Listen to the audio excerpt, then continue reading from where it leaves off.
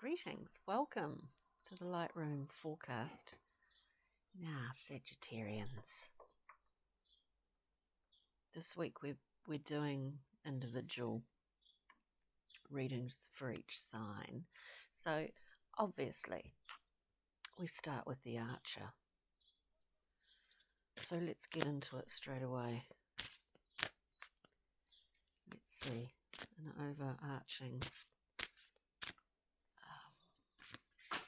Wow, this seems to be some kind of thing that happens all the time. There's a great pile of cards.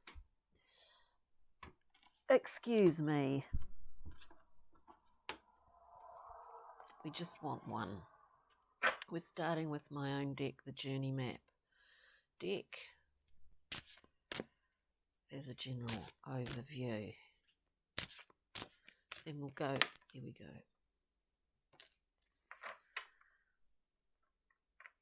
Right. We get a Tropos. One of the Greek fates.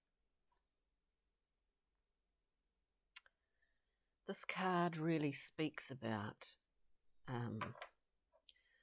analysis paralysis, in fact. So I can't really sweeten it up any more than that. Clearly, lovely Sagis.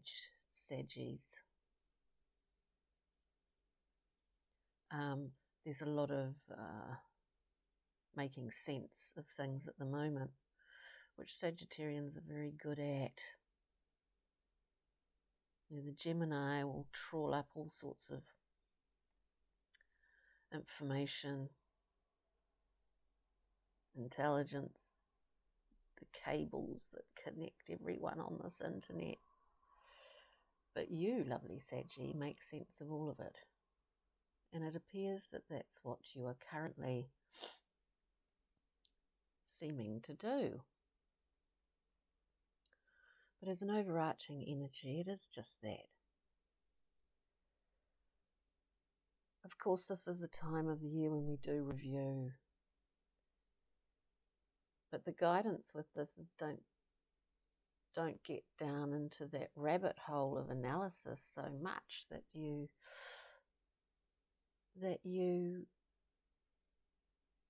feel, excuse me, a little bit paralyzed. That would be the guide for this. So with that as an overall,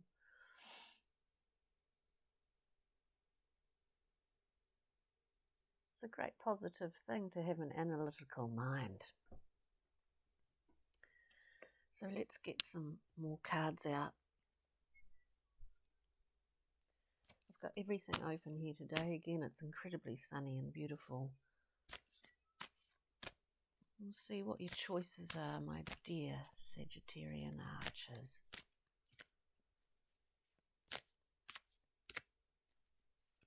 Choice. Keep that archery finger flexible.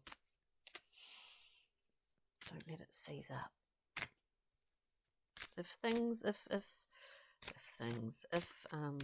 some of these readings go into more sort of slightly cryptic metaphors, that's just how I get things. So let's get one card for the Sagittarian for choice, please. Wow. Amazing. This is one of my favorite cards. We get the beautiful Tower. Of course, this is the Thoth Lady Frida Harris deck. The Tower appears in many cards, actually. Sometimes as an entrance way into the subconscious. It appears in many different forms. And it indicates to me at this point that there's a real restructuring going on. There's building. Maybe this is what you're analyzing. How are you going to start off again with new foundations? Is it necessary? Is it required in whatever situation, whatever is going on for you, that is going on for you in your life? New foundations. With the Tower, though, I always, not always, but most of the time get this idea that there's new information coming through. And maybe that's where the analysis card, the analysis paralysis card comes in. Don't be paralyzed. Beautiful. I love the Tower. So a choice. Are we gonna just break things down to start anew? Or are we going to have that Tower come and allow something else to break things down? The Tower will come. The Tower will come anyway. It's like that thing, you know. I'd rather be the captain of my own ship. I'd rather have my hand on the tiller. Let's just see. So that's a choice sort of placement there with the Tower. This is very fiery. How very appropriate. With the Tower here. We see challenge. We see challenge. And with that we get two cards coming out. We get the Prince of Swords and the Prince of Discs. So we're working. Aren't they beautiful? We're working in the land of the mind, and we're working to try and make this material as well. We're trying to translate. How do you translate? The Prince of Discs is a very, very solid character. Very solid. And he's incredibly good at management. He holds the world, and he's harnessed his chariot. There's no stopping that prince. It might take him time, but that's okay. The Prince of Swords, on the other hand, is again in a chariot of swords. But he really doesn't know where he's going, is the problem. He's uncertain and unsure of that. It seems that plans are not realised with the Prince of Swords, and yet with the Prince of Discs, he's well and truly on it. This is the challenge for you, to move between those two. It seems that moving backwards and forwards between those two, we need to conjoin. There's an element of, in the Prince of Swords here, he has these little, what are in fact, and were meant to be, a kind of fairy figures. It's as if we're harnessed to a setup, a system of things, which are sort of, there's just, we can't realise plans here. As I said before, one would query whether the Prince of Swords was actually captain of his own ship, because he's not in this scenario. But the Prince of Discs certainly is. So this is the challenge, I think, to really ground. I mean, the recipe for success here is ultimately number one, to ground,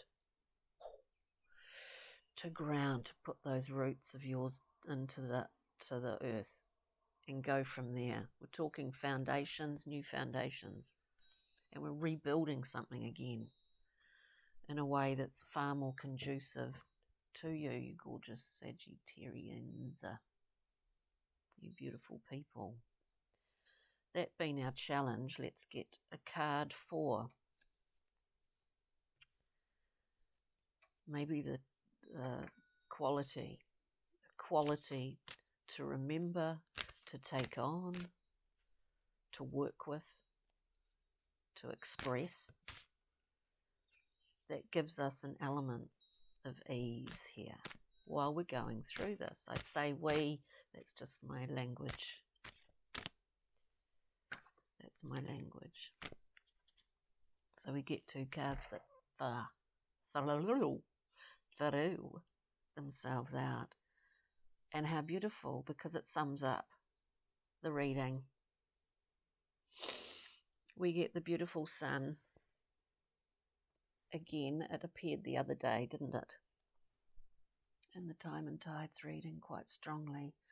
We get the sun, bounty, just the joys of being alive. Everything that comes with that. With it, we get very much a mind card with the 8 of Swords. Simply, purely self-limitation. If we're feeling bound, know that it's just in your mind. Atropos and the 8 of Swords are really like cousins in some respects. We can sit in that position of analysis for as long as we want. We can have self-limitation at its ongoing exhaustive nature of self-limitation. But just know here that the sun, the solar period where we head into solstice, the sun is going to shine a light and offer you freedom, offer you a lifeboat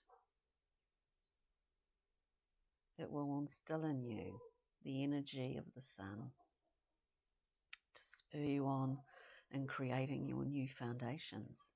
In this reading today, I think that's pretty amazing, because in some ways it is your time at the moment. It's your time. Preparation is everything, they say. I'm going to get just one card for the end of this read today, which is from my own, another little deck. Another little deck, which is not, they're not images, it is just a message from the stars. So let's see, just a wee message for the beautiful Sagittarians today. You're so gorgeous, Sagis. You're so beautiful.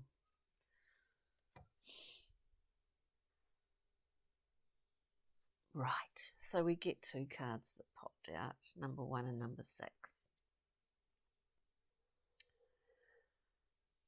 You are conscious, trust your perspective, and allow others their own. Do you? That's number 6. And number 1, earth love, pleasure and purpose. Have you found your seat, your throne of unique personal power? Don't allow self-limitation to dampen that, because you're in that right now. So I think that's beautiful, earth love. Hence the need for maybe getting those roots down into the earth, getting solid grounding before you're creating this new, beautiful, amazing thing as we head into 2021. Thank you, lovely Sagis. Take good care now.